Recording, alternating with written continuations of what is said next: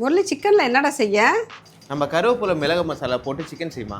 இது செய்யறதுக்கு 1/2 kilo wash பண்ண சிக்கனில் 1/4 டீஸ்பூன் மஞ்சள் தூள், 4 பச்சை மிளகா, பாதி லெமனு, இந்த சிக்கனுக்கு தேவையான உப்பை போட்டு நல்லா மிக்ஸ் பண்ணி 10 நிமிஷம் ஊற வச்சிடலாம்.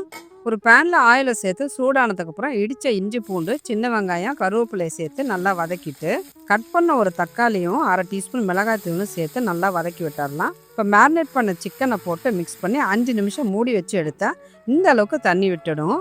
நல்ல தரமான பொருட்களை வச்சு சுத்தமான முறையில் வாசனையும் சுவையும் தர மாதிரி கருவேப்பிலை மிளகு மசாலா நம்ம மங்கேஷ் மசாலாவில் லான்ச் பண்ணியிருக்கோம். இதை வச்சு வெஜ் அண்ட் நான்வெஜ் ரெண்டுமே செய்யலாம். இதில் நோ கலர்ஸ் அண்ட் ப்ரிசர்வேட்டிவ்ஸ். இந்த ப்ராடக்ட் உங்களுக்கு வேணும்னா ஸ்க்ரீனில் தெரிகிற வாட்ஸ்அப் நம்பரில் உங்கள் ஆர்டரை ப்ளேஸ் பண்ணிக்கிங்க.